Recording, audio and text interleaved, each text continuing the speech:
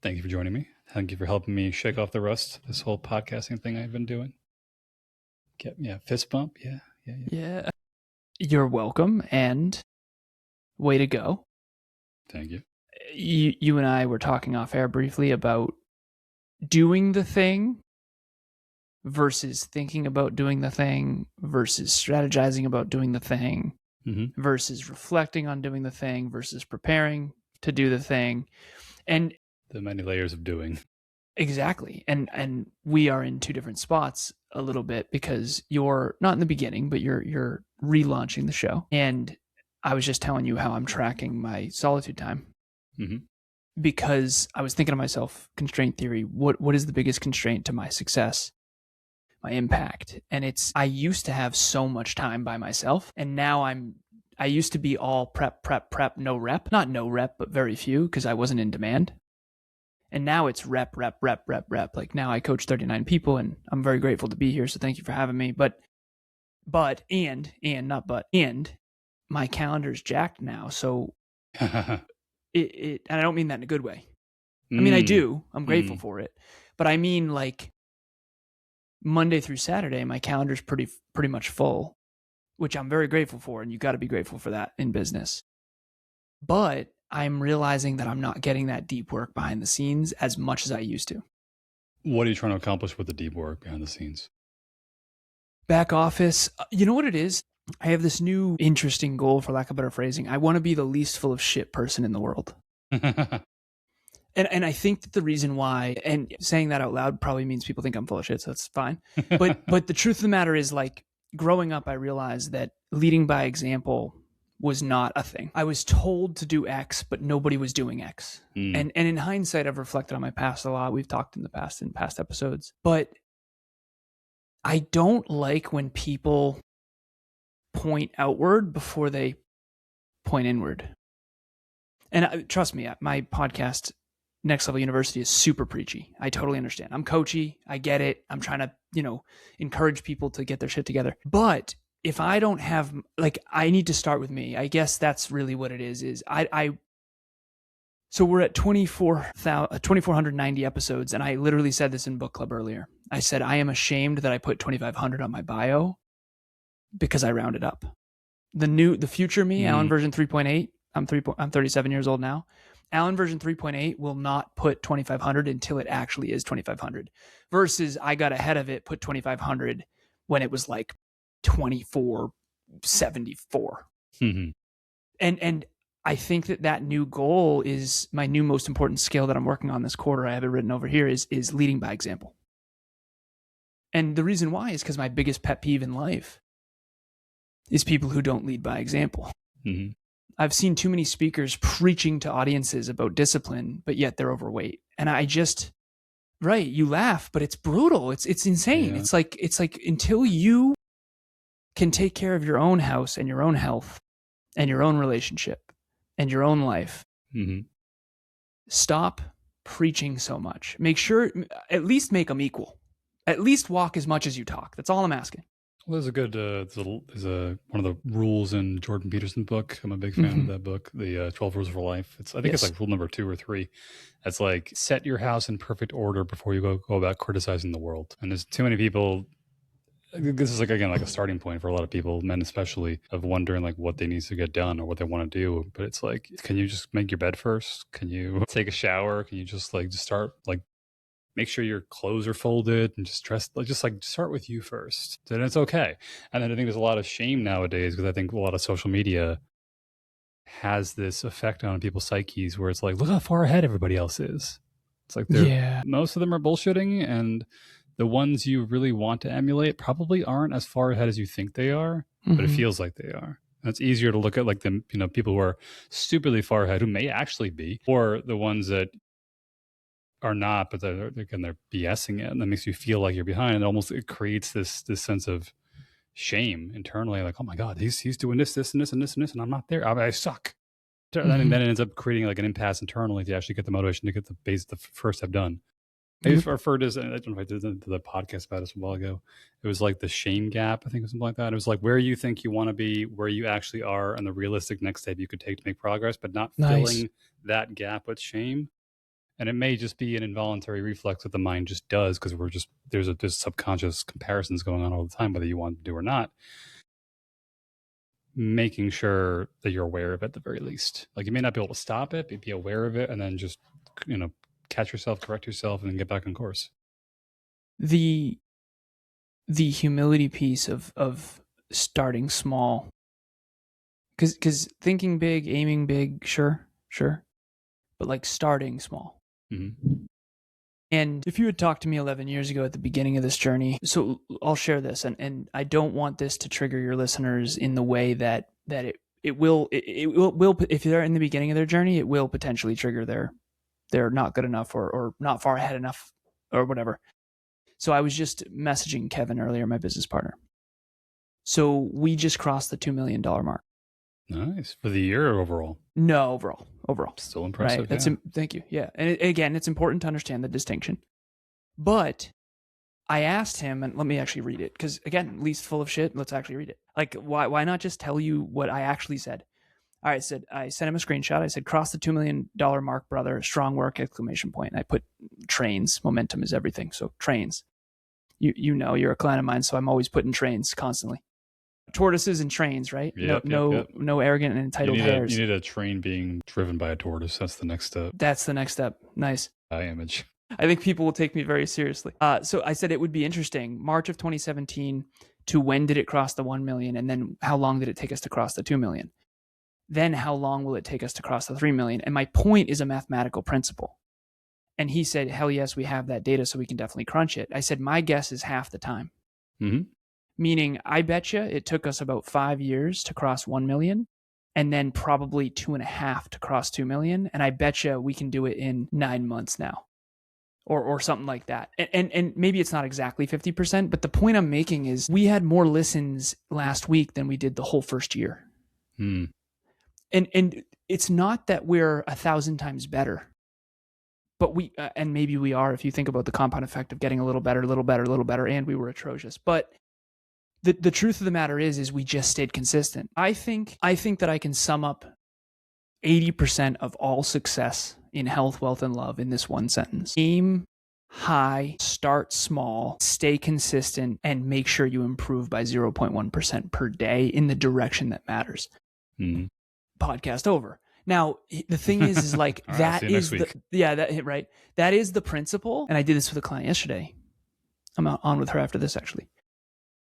She's like, yeah, but what are all the areas that you should improve? And I was like, that's a good question. I want to create a list, because 0.1% improvement every day for 50 years makes $1 become 84 million.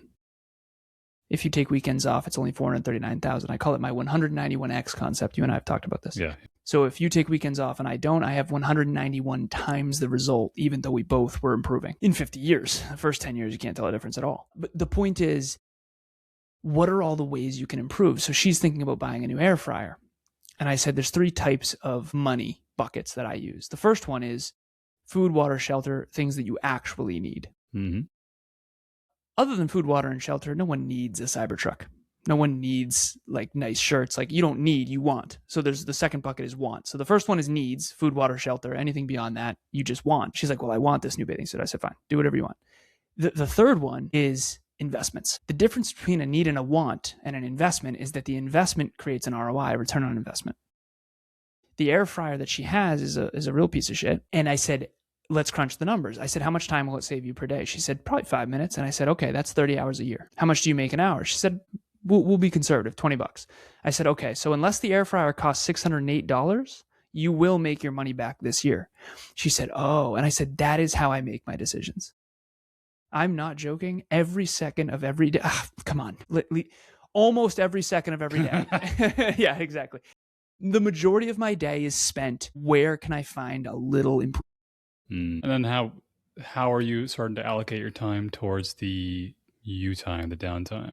Because it's funny with that there is a bit of a, I wouldn't say it's a problem nowadays. I think there's a bit of like left brain, right brain thing going on here, where it's like the efficiency angle of like, how can I become 0.1% better efficiency, mathing out $608 and an ROI on that, versus like how the part, like we was talking a second ago about how if you're not sure where to go next, sometimes you got to just stop doing what you're doing and just sit there and like let your subconscious kind of chew on it in a little bit, and starting to create, like you're starting to do activities where you're just letting yourself just marinate in thought for like deliberately for an hour straight, something like that.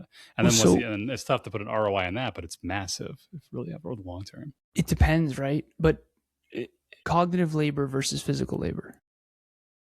So there's the saying, all things are created twice, first in the mind and then in physical reality.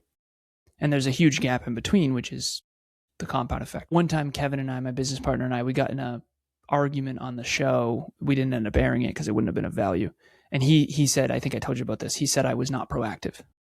And I was like, brother, seconds, minutes, hours, days, weeks, months, quarters, years, decades. How do you think we got here? Like, I've been super proactive. He's like, no, let me rephrase. Like, you don't look proactive. And I was like, what do you mean? He's like, well, you're late all the time. It's like, oh my God, I don't look proactive. But I'm proactive cognitively. He's like, dude, no one knows that. People don't even think CEOs do anything. Yeah. And I was like, well, what do people think I do all day? He says, they probably think that you're doing what they're doing. And he's like, which is nothing. And I was like, no. And I said, okay. He said, brother, people don't even think CEOs do much. Yeah, I've heard. Dude, brother, they don't, but they think a lot. Oh yeah, that's what they're. And they also do a lot, depending, right? I know some CEOs that are lugs, so they don't all do a lot. But what I would say to answer your question is, I'm always building towards something, either cognitively or physically or both. And the only exception to that would be I'm learning. Like if I'm reading leadership, and by reading, I mean listening. So prepping the meal for tonight while listening to leadership and then sending Kevin an idea for that next episode. Like that's a good example of downtime for me. But R&R, I try to do a minimum of an hour per day, which is like the lowest I've been able to do without hating my life. And I've gotten it a little lower, but I get resentful otherwise. I do think that everybody needs at least an hour a day of R&R in order to recharge. Not including sleep. Not including sleep. Yeah, not including sleep. I mean, so I'll sit on the couch, I'll literally set a timer, and I will be nothing to no one for 1 hour. That's my goal. Yeah. I know what you're saying. Yeah, nothing to no one for 1 hour. And anything beyond that, honestly, I don't really need, like, I already feel recharged. Emilia, my partner, I know you know her. She's like, honestly, after a half an hour and you've eaten, you're good. You're like the happiest person in the world. I was like, exactly. But if I don't get that, I usually start to hate my life. Yeah. It's funny you mentioned the CEO thing a second ago. What popped in my head, I remember reading somewhere years ago when Jeff Bezos was still in charge of Amazon. I think he said something like, I'm paid to make like 1 to 2 really quality decisions per day, maybe even per week. And it's like, really? You're making $200 billion a year just to fucking make a couple of decisions? But it's like the downtime, like this is just so fascinating learning about all this stuff with the hemispheres of the brain, how they work, and how so much of this is where it ties back into what we're talking about in terms of like, getting to know yourself and figure out what you want to do. It's like so much of what your next steps probably are is likely, if it's not inherently obvious, like what it is, what's the next step, what thing you want to get done. They're like, all right, I want to get in shape. Well, you got to start fucking working out. Okay, what do I do? Create a workout plan. Start learning how to eat differently. If you don't know and what to then do, once you're doing that, now what? Right? Now you have to think about it. Yeah. Yeah. But the other angle of that is like, sometimes in what you're doing in life, it could be a relationship, it could be work, business, finding out what your next big move is. It's going to be either one of two. It could be a couple of things. The two things popping in my head is either stripping away the things that are not really serving you in some functional capacity to make room for what you actually do want to do. Or, like you said, the 1 hour R&R downtime, like sitting down and just letting your subconscious brain just make combinations and permutations of shit that you've never done before because it's not really in your purview. This is what's so fascinating to learn about these books I'm reading recently about how the right hemisphere and the left hemisphere work differently, and how the left hemisphere is much more like sequential, logical, categorical, and things like that. Right hemisphere is more like, I wonder what would happen if I took this and this. No, it didn't work. Oh, I took this, and all of a sudden you start getting like crazy ideas you've never, like, where the fuck did that come from? And how The Art of Impossible, that book you recommended to me, and how it's like part of it is letting your brain chew on things uninterrupted. And it feels like you're just sitting on the couch doing nothing. Like, no, I'm cooking over here. I'm doing something. Like there's this idea. I don't know what the idea is going to be because I've never experienced it before. But when it hits me, you'll know, and holy shit, we'll have some really like good progress. But this is where I think it's so important nowadays for people to have, like you said, like you sit on the couch by yourself, but you don't have your phone. You don't have like junk food in your hand. Your TV's not on. Maybe you've got like maybe you sit outside in like the backyard and there's just like the wind is blowing and the birds are my cat's being a pain in the ass. You might see her in the background here. No worries. I have 2 cats. I know the deal. Yeah. Tauriel, if she was in here, she'd be making an appearance for sure. She never ever doesn't make an appearance when I let her in my office. It's really cute. Yeah.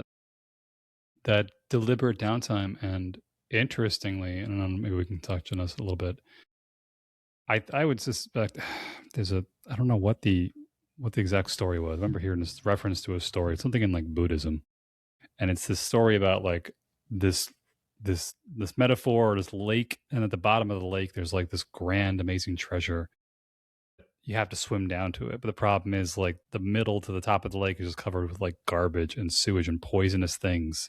And the idea is like you have to get through that to get to the bottom, to get to like the value at the bottom. And I suspect even nowadays we got people who just can't sit with their own thoughts, because it's not necessarily like, oh, like maybe you're at a point where you've cleaned yourself out enough as a man where you're like, I know where I want to go. I know how I'm going to get there. I just need to like let myself sit and think. But other people might be sitting with the silence, and like the things they've been pushing down for a long time start coming up. Mm-hmm. And they just like, every time I sit down, I just get anxious. Like, yeah, you probably have an anxiety from like years ago. You haven't like let out of your system yet. You have some anger you haven't let out of your system yet. And what do? You jump to like something to try to cope, to push it down, rather than just letting it come out of its way, so you can almost clean out in a way. So I call those people bobbers. They can't go beneath the surface. And you try to have a conversation with them, and you'll ask them, they'll talk about the weather, they'll talk about, something Trump said or some other horse shit. Superficial. And then you try to go deep. Hey, how you've been? Good. What's new? And then they go to events, persons, places, things, and events. But they never go like to ideas. And they certainly don't go back to their past or like what they're going through or growing through or what they're learning. And if you ask them something like this, like, how did you feel about what went on, between your parents when you were a kid? Like did they fight a lot? And then they literally are like, I hate you. I need to leave this conversation. I need to leave this room right now. and it's like, wait a minute. Yeah, exactly. And so I'm fun at a barbecue, right? But the truth of the matter is, the reason why they aren't maybe oriented in a fulfilling path is because their compass is just spinning. And the reason their compass is spinning, and mine was too before my car accident at 26, is because they don't sit down and like look at their past, think about their present, and design their future. De-weeding the garden. Yeah, you have to. And so I could sit in a room for 3 hours by myself and not have a lick of anxiety. Now, what I will say is I will have massive desire to get off my ass and do something productive. But I don't have I used to, but I don't have a lot of, I've had a therapist named Carol for 3 or 4 years, maybe 5 years now, actually. And when you do this work, not just therapy, but I mean, you're a client of mine. We talk deep every time. Like that's what I do for a living, right? So there's not going to be like some dark tunnel we go down where I'm like, oh my God, I've never considered that tunnel. Like very rarely does that happen. And the reason why is because I've for a living now, for the last 11 years, I've coached and podcasted and trained about personal development, self-improvement, and personal growth. So there's no like dark cavern where it's like, oh, my stepdad actually was a shithead. Like there's very little that is going to be surprising to me at this stage, just because of the compound effect of having done this for so long. However, what I will say, I never even talked about my birth father's death. Now I can talk about it like this, no problem, on a public medium. Back then, I never talked about it at all, even privately. So like, think about it. Basically, everybody has this beach ball they're holding underwater that they don't want anyone to find out about.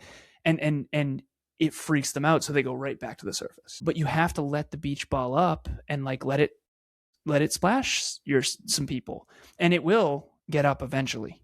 Like, Yeah. Oh yeah. whether you like it or not, it's coming up, right? So you gotta. We watched this show. It's called SEAL Team. Have you ever seen it? SEAL Team. One of the best shows. It's my favorite show of all time, which is saying a lot because I like House MD a lot. But this show is unfreaking believable. And these are SEAL Team 6 members that tier 1 operators. They just see the worst of the worst, and they're going into the fire, and they're just, death is all around them, the whole nine. And they all desperately need therapists in this show, right? And again, it's a drama show, so it's fictional. Okay. it's fictional, of course. But they do consult with actual SEALs. Okay. They consult with tier 1 operators, like several of them. It's like, it's the least, it's of fictional shows that I've seen, it's the least outrageous. Like, there's very rarely anything that's like not a chance. It's like Arnold Schwarzenegger running into the, it's none of that, right? There's none of that Sylvester Stallone horse shit. It's very real. But anyways, so my point of this is Emilia's, trauma certified, and her company Evolve Ventures, they do this deep work. And they do this deep work with a lot of men too. And these guys are unbelievable at everything. Right? They're good at everything. These are the guys that are like the best of the 1% of 1% of 1% of 1%. I crunched the numbers. It's literally only 300 out of 1.3 million people in the US military ever become SEAL Team 6. Yeah. And so these are the best on earth, genuinely. And they are incapable of like talking about their feelings. Button that beach ball up, yeah. Man, and it's just like, Emilia and I, we do relationship talks coaching together, and we coach couples, and we've been doing it for 6 years. And we always look at each other like they desperately need relationship talks coaching because their marriages are struggling. And I get it. They deal with shit, I get it. And it's a metaphor, obviously, because this is a fictional show, but the real people they consult with to make the show, PTSD, all that kind of stuff, head injuries, the whole nine. The point I'm making is like, you can't let that fester forever. You have to learn how to talk about your life and yourself and your emotions and how you feel. And you really do need to learn, particularly men, have to learn how to sit down and talk about things that matter, right? Like, who cares who tweeted what? Like, what are we doing here, right? Let's talk about things that really hurt you and really affected you and or inspired you. Yeah. I'm fascinated by all this from the more like I guess like scientific evolutionary angle, and then also frame it back through very, very pre-modern society and ask the question, like, what version of society existed that then bred what version of men that was functional for those versions of society that got its ass flipped over within the last 200 years due to technology and industrialization. Mm-hmm. Like, shit just got completely flipped in record time. Yeah, oh yeah. And like, prior to modernity, like, men having male counsel, for example, on a regular basis, it's like brushing your teeth every night versus like having the dentist brush your teeth once a year. Because you just never do it. And there's so many guys like, I go to the dentist, like, you gotta brush my teeth now, and it's just rotting, disgusting. Like, what the fuck? Like, haven't you been cleaning this out daily? Yeah. Obviously not. But that's a lot of men's spaces, third spaces, could have been the bars, could have been just workplace. But even then, it's like there was some space somewhere where it's like, I'm having a little bit of a tough time right now. I could use someone to talk to. There's a guy over there I'm come close with. I'm going to like offload myself. He's going to listen to me. I'll vent. I'll feel better. Cool. But now it's just like bottles and bottles and bottles and bottles on top of the culture and the social media narratives pointing so much about how men need to be stronger and tougher and with this. And then when they do say like, you need to open up, they fucking explode if they do. They just like trauma vomit on everybody. And they're just like, whoa, it's what the fuck? But they don't like, why is this happening? Because you didn't go to the dentist for an entire fucking year. Like, you haven't been like cleaning it out on a semi-regular basis. And so it's I think there's something to the older structures of societies and cultures. And if you look at like indigenous tribes around the world and things like that, how they still have a sense of like, the men are going to hang out now, like, and do their thing, and the women are going to hang out and do their thing, because we need to just clean shop internally with each other, like once a day, once a week. And we just figured out this is something we all need, or else we all go fucking crazy. And in the modern age now, like, you see guys in particular, women too, but mostly men, who will just go balls out hardcore efficiency mode into being like the most competent in the hierarchy they're trying to work themselves into. It could be work, could be usually it's work, could be women, whatever it may be, making money, and they completely neglect the inner work. And then one day they're pushing the beach ball down with the progress, with the promotion, with the more money, with the new car, with the new house, with the Cybertruck, whatever it may be. Eventually, like, I can't buy any more shit. I can't. I'm partner of my firm. I'm CEO of the company. I've made more money than my neighbors. I can't go any higher, and there's nothing holding the beach ball back anymore. And then by that time, it's like you haven't met a dentist in 10 years at that point, basically. You know, so one of the things that I think is, so I've been trying to figure this out for a long time. I know you know that, and that's why I'm here. I'm grateful. I think one of the things that I have figured out in that stretch of trying to be the least full of shit person on earth, I'm trying to really walk with my words, because I think a lot of people took me literally. It's like every second of every day you work hard. No, like, yes, compared to what most people do, but like, no. So 95% of the time, right? So I'm trying to be more accurate in everything I say. I just want to be more and more accurate. That's it. So in the sake of accuracy, one of the things that I believe I have figured out is the 3 things that all of us need to work on to be successful. And when I say successful, I mean holistically successful. Because I looked at I had many mentors. I had many mentors. I did. Many multimillionaire mentors, CEOs, the whole nine. And I saw their life and I was like, absolutely not. The behind the scenes, right? Absolutely not. Yeah, exactly. Like, you're out of shape. You gained 35 pounds. You aren't even happy, and your marriage is gone. So at the end of the day, that's not uncommon, even not amongst CEOs. So I don't want to pick on CEOs with that. Like, divorce is common amongst all walks of life. But what I will say is, it was like, okay, you're not holistically successful. And I'm not setting that standard. That's not the bar. I'm not going for that, right? I used to say, beware of the fat, old, miserable, bald guy in the red BMW, right?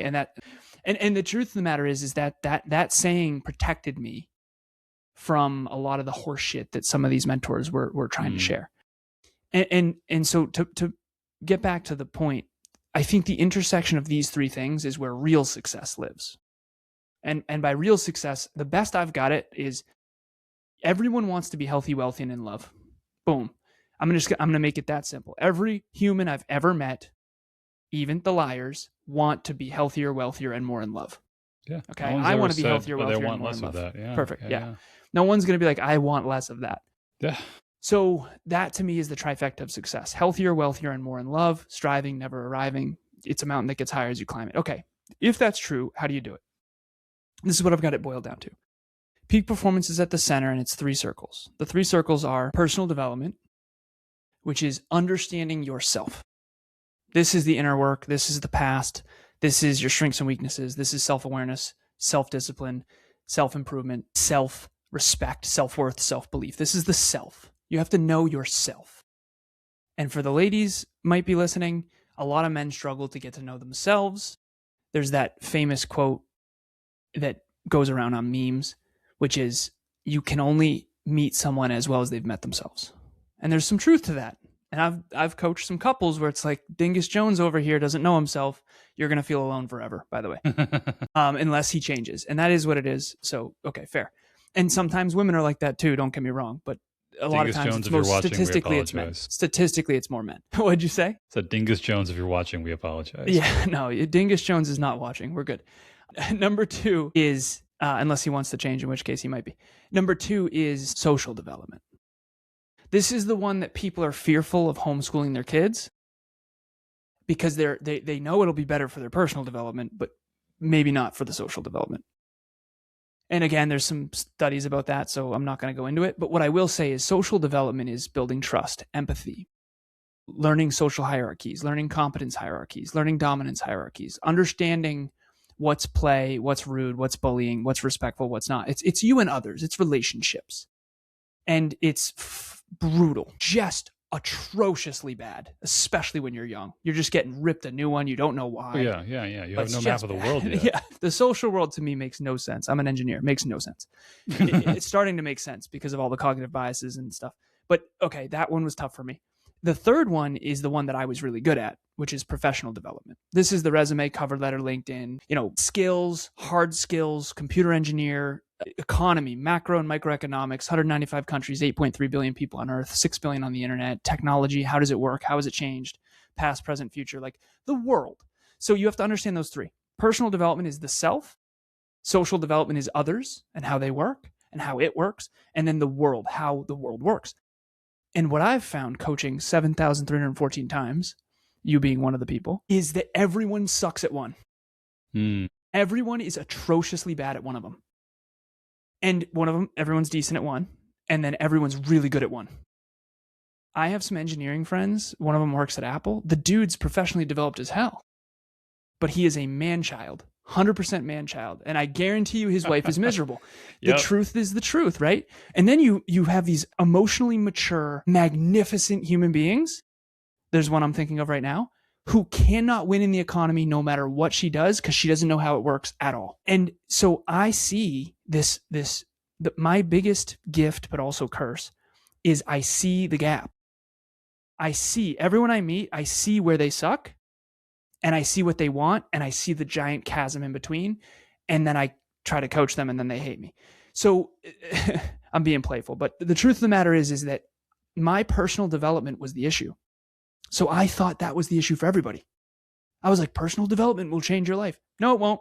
Turns out I was already really professionally developed and I had a hell of a lot of social skills that were by force because I didn't want to be hated by everyone. So like everyone I coach blows at one of those three. That's fair. Yeah. I think the modern age too, we've become very hyper-specialized. At least like most people have become overly hyper-specialized instead of kind of being like decently proficient in everything, not a master per se. But the world starts to reward, and people, we talked about behavior before on this podcast about like how much we were behaviorally driven and what rationality means. And it's a whole discussion. That's for next time, a whole discussion around rationality versus human behavior. But it is tough for people to recognize when, I guess within this somewhere is this idea of like the you versus your body and your mind and your subconscious. And like when you think you're on track of something, but your body's kind of pushing you a different direction and you don't even realize it. And the hyper-specialization thing, it's like a good example of this I would think of is like testosterone, for example. People think of testosterone as a hormone. They think it's like, oh, it just makes you horny as fuck and get big muscles, right? That's it. Simple. Which is true to a point, but a big part of what testosterone does is status-seeking behavior, which means whatever is being rewarded for status is going to be what you prioritize heavily. And this is a big part of the reason why you see men who can't get in touch with emotions beyond just anger and I'm fine. It's mostly like, I'm either pissed off. It's like, yes, guys, how you feeling? It's like, well, I'm not horny. I'm not angry, so I must be fine. I'm like, well, there's other things in there too. But even growing up, there's a big problem where a lot of guys are just, they don't get the opportunity to express, like, what does it feel like to be sad? And can I be sad publicly? What does it feel like to have to grieve? Can I grieve publicly? Mm-hmm. That a lot of guys, even in the workspace and things like in the dating game, it's like, why do these men, you talk like this high performing men you talk about, like just go balls out with that? Because it seems to get them closer to the things they want, but ironically, there's still just like this like infinitely compressing, like it's almost like asymptotic, like they're getting closer and closer and closer, but they just never can finally get to it. It's like, well, if I buy a really, if I work really hard and like higher in my professional career, girls want to talk to me. And I have a nice new car, and I get that. And girls want to talk to me. And then when they get close enough to, they're just like, oh, something massive is missing here. Or they want to talk to you for the wrong reason, which isn't who you really are. And because you don't even know who the hell you are. And there are gold diggers too. Like there's that as well. But that's not how listen, money's a factor, but it can't be the main factor. It's like, because after you're taken care of, then what, right? So yeah. Well, what I would say, point you said before. Go ahead. Sorry, with the gold digger point, even that, it's like, it's not so much that women are evil, money-seeking charlatan, what's the harlequins? Some are. Some are. Some might be deep down to their core, but most women, assuming heterosexual women looking for men, are looking for signals of resource acquisition and competence. Of course. In that regard. Of course. Yep. Men make the mistake of thinking more means better. It's like, no, your ability to get in the future is really what they're looking at. So you don't have to be a super but then this comes back to the point like over specialization where they hyper prioritize that and they completely neglect this other angle of like, once I have her, like once I get her in the house, I have no fucking clue what to do with her. But she's in my mansion now, so hey, we'll figure it out from there. And I can't figure out why the relationship's falling apart. And she like says she doesn't really know who I am, but I have a nice Mercedes in the back. I don't know what the fuck the problem is. Well, this is the one-dimensional versus three-dimensional. And the lowest you can go, I think, is three-dimensional. I think the economy is one-dimensional. Leonardo DiCaprio, from my understanding, is not really good at anything else. It is what it is. I don't know the guy. I don't, but he's good at one thing, and he is at the very top of that game. But he's not at the top of any other games, except for some maybe negative ones. But the point that I'm making is the economy is one-dimensional. That's okay. But your world, your life can't be. Yeah, no, absolutely not. And like my one thing is peak performance coaching. Coaching is my one thing. I'm a coach who tolerates podcasting. Kevin's a podcaster who tolerates coaching. I really do like coaching one-on-one much better. Okay. And I'm better at it than this for sure. Because right now I'm talking to people. I'm much better at talking to one person. Yeah. My point though is that that's great for wealth, but that's not going to do anything for my health or for my love life. Mm-hmm. Right. And so health, wealth, and love, I tried to simplify it to the very lowest I could possibly do. I went to the atom level. The atom creates the molecule creates the compound creates, maybe the if you want to bring biochem into it, it's like the cell creates the organ creates the organism creates the ecosystem creates the economy. You can go macro, micro, all the way upside down. And from what I can tell, the simplest I could get it was 3. 1 is too few and 5 is too many is a saying I've created, adopted, whatever. And the reason why is because every time I try to get it to 1, it doesn't work. But every time I try to expand it to 5, it kind of doesn't work either. So you can have your one thing for the economy, and you can have your one thing for, I'll give you an example, health. What's my one thing for health? You already know what it is. Daily fitness. What'd you say? Make sure you work out every single day. No. I'm guessing. What's my one thing? Like, what's my sport? Your sport? You do miles for mindset, running? Yeah. Or weightlifting? Weight training. That's right. Nice. Yeah. Okay. So I run. See, I'm a weight trainer who also runs. Yeah. But you would never say Alan's a runner. Or maybe you would, I don't know. But maybe I'm branding myself poorly. The point that I'm making is like, I'm a weight trainer who also runs. I'm a weight trainer who also plays basketball. I'm a weight trainer who also plays soccer. I'm a weight trainer who will occasionally kayak. But I'm not a kayaker, right? Every human being, there's like ideology, identity. And I'm a podcaster. I'm a coach who also podcasts. I'm not a podcaster who also coaches. That's a big difference. Those are 2 different destinies. Those are 2 different human beings. Kevin and I are quite different. You've met us both. For everyone out there watching or listening, health, wealth, and love, and then you have to be specific within each one of those. So for health, what's your thing? We all have to be healthy, but we don't all have to be CrossFitters. You see what I'm saying? Yeah. And we all have to be wealthy, but we don't all have to be podcasters. Mm-hmm. And we all have to be in love, but we don't all have to be heterosexual, right? So everyone has to figure this out for themselves. And one of the things that frustrates the hell out of me is in school, we didn't learn a thing about most of this. Yeah. That's a whole other podcast. And that's what everyone needs to do. We all need to go in a dark room and cry and look at our life and go, what do I want my life to be about? And then choose, and then get your ass up and start building brick by brick. And then you realize, you know what? I don't actually want that. Fine, change it. But the only wrong answer is to stop trying to figure it out. I'm 37. I have it figured out way more than I did at 35, way more than 25, but not as much as 45. And I think by the time you get to the end of your life, you're supposed to have like figured some shit out. And the only way to do that is to like consistently study, practice, teach, and prep, rep, reflect, perfect. You have to like constantly iterate, you know? Imagine if the iPhone like didn't get better. I feel like that's what human beings, it's like if Apple tried to sell the first iPhone again, no one would buy it except for weird antique people. Yeah. And the reason why is because it sucked. It's terrible. It's terrible compared to now, but at the time it was a revolutionary breakthrough. And I think human beings are the same way. It's like your iPhone updates, your freaking TVs update, my car updates, and you're going to stay the same and like flourish. We are finite games within an infinite game. And you know it. But the only wrong answer is to not design the game the way you want to play it, but realizing you're in the universe's game. So you can't, like, gravity's real whether you want to believe in it or not. And you kind of have to figure out the game that you were born into. The game I was born into was bad, not good. Mm-hmm. And I had to figure out what game I was born into and then what the game of life is about. And then I had to figure out where I wanted to fit in that and then design it. And NLU is a love child between what I was born into and what I wish the world was. And I kind of like merged them to the best of my ability because I couldn't seem to figure out how to be fulfilled.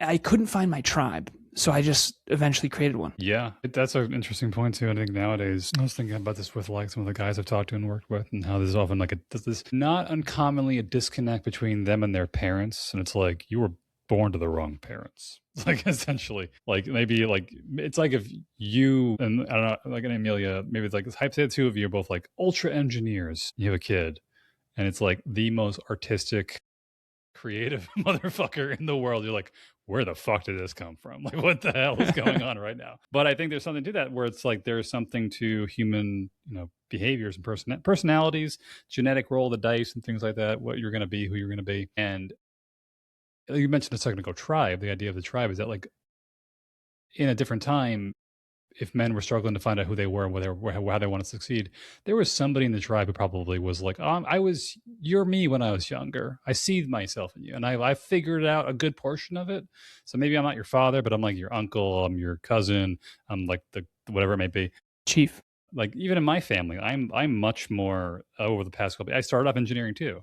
And then I've become much more into like the health and wellness space, psychological stuff, men's work and things like that. And it's just like, it's a complete 180 from like doing engineering in some capacity. But it's Do you like, feel I had like to you figure had myself good out. guides?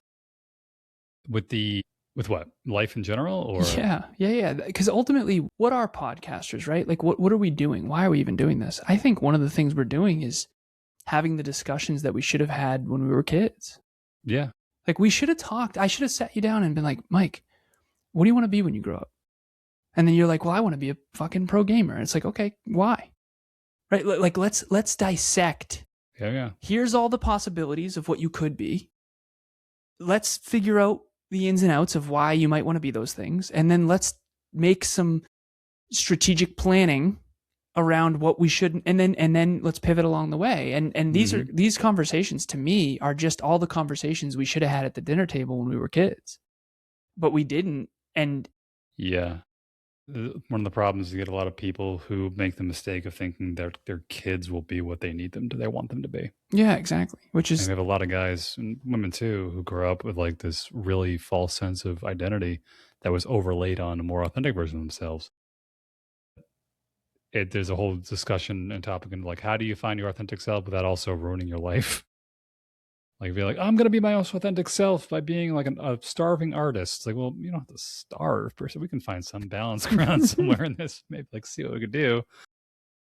Yeah. And it's interesting how much work needs to be done in like even the coaching space or whatever it may be. A lot of it is just peeling back who you're not to find out who you actually are. That's a great place to start, is like, we don't start out, I know who I am. We start out and we go try and we're like, ooh, I know who I'm not. That's actually more useful than a lot of times. That's why you got to fail forward. That's why you got to take action. Yeah. Like, you got to go explore a bit. You have to. Otherwise, you don't. It's tough. We're not born with blueprints of our own lives or our own personalities. We have to kind of it's like a trial and error thing. And I think the best thing that people can do is just have people trial as much shit as possible, as early on as possible, if possible. And really not get killed. And not die in the process. And not die. Yeah. Right. Because I can think of some things in my childhood where it's like, I probably could have used some guardrails. Maybe I am a superhero. I'll just jump off the roof. Yeah. I am very lucky to be alive. But there is, and this is the duality, and I love duality because on one side, trial and error is absolutely necessary. On the other side, it doesn't all have to be trial and error. You can learn something. And you can absolutely get a mentor who's sincere. You mentioned earlier, like playfully, Emilia and I, when we have children, it's like an artsy, whatever. Super creative. Okay. Now, First of all, how dare you? No, I'm kidding. But like, if that did happen, the truth is I would I would try to foster that. See, parenting, and I know I'm not a parent, so, yet. Okay. First of all, I think parenting is leadership. So I'll talk about leadership. I'm going to talk about leadership. I have a 25-person team. I have 39 clients. You're one of them. Leadership is not, you should be what I am. Leadership is, let's figure out who you are. Let's understand yourself, others, and the world, and let's figure out where you can flourish in it. Based on what you are fulfilled by. And the principles are the same for all of us. Gravity works for both of us the same, brother. 9.8 meters per second squared. We jump off a cliff. We are both going to die. The truth is, though, you and I are different. And we need to understand those differences in order to set you up for success. I think, yes, the responsibility of the individual for sure. Like if you don't believe in yourself and you don't aim high, you don't set goals, and you don't have a sincere willingness and humility to like learn and improve, you're screwed no matter who guides you. However, if you do have a sincere interest to improve and you are humble enough to start small, you desperately need a guide. And the problem that I've found, and I don't know who to blame yet, I think I blame both. Do you blame the idiot child or do you blame the idiot parent? And the truth is, what about the 30-year-old idiot child who's still a child? Right? There's an expiration date on blaming your parents for your terrible life. And I've passed that a long time ago. Trust me, I had plenty to blame. But that's what I'm dealing with now is like, it is the responsibility of the individual. Like I'm upset. I have an ex that I think was a terrible partner. And it's like, but I'm the idiot who dated her. That's taking accountability of the portion that you can. Yeah. It's like, I'm not mad at her. I'm mad at me for being dumb enough to fall for it. And I think that's where you have to go. But what I've found is that if you don't have high self-belief and self-efficacy, you actually won't take responsibility. And if you don't take responsibility, you won't actually build self-efficacy. So it's this sort of doom loop stuck thing. I got to jump in 3 minutes, brother, but I've enjoyed this a lot. Yeah. And I'll say one last thing to that is that there's a whole generational cycle that goes along with it. And it's at some point I have to like sit down and like draw this out in a map on like a piece of paper. It's crazy. But there is something in there of like, the person that is afraid to admit they made a mistake too, and how that ties into childhood development too, and like the environment you had growing up. Was like an idiot child, idiot parents, but then like idiot parents at some point were themselves idiot children because their parents were idiot. And like how far back do you go where it actually started? And once the ultimate point is like, can you make mistakes and own it and not feel like you're going to get kicked out of the tribe if you do? Exactly. Yeah. And hopefully the parents that are conscious parents are creating a safe environment where it's okay to be imperfect, but there's still an accountability. You can't just like, do whatever you want, anarchy, but you also can't shame every time someone makes a mistake, right? Like everyone lied about brushing their teeth when they were a kid, right? You can't let that go, but you also can't like make the kid feel like they are a bad person because of it, Yeah, shame is leadership, I think, is what it comes down to. At least that's the best I've got is, Alan, you want to change the world, that's great. You can easily point outward at all the problems, but like, what can you do about it? And all I can do is lead by example and then try to lead other people better. And I'm trying to lead leaders who lead leaders, and you touch 1,000 lives, touch 1,000 lives, touch 1,000 lives. That's 1 billion right there. So we can change the world, but it's not going to be easy. And we have to do it starting with the integrity of the individual. And I do believe that. I do. Because at the end of the day, that's all you have control over anyway. Right? I have control over what I say, think, do, feel, and believe. And I have influence over what you say, think, do, feel, and believe. And that's the extent of our locus of control. Nothing else, whether the Kardashians do X or Y, like I can't even. It's just a waste of my time and effort to even think about it. So thank you for having me, brother. I appreciate it. I love it so much. We'll do it again sometime. Catch up soon. Thank you so much, man. Thank you.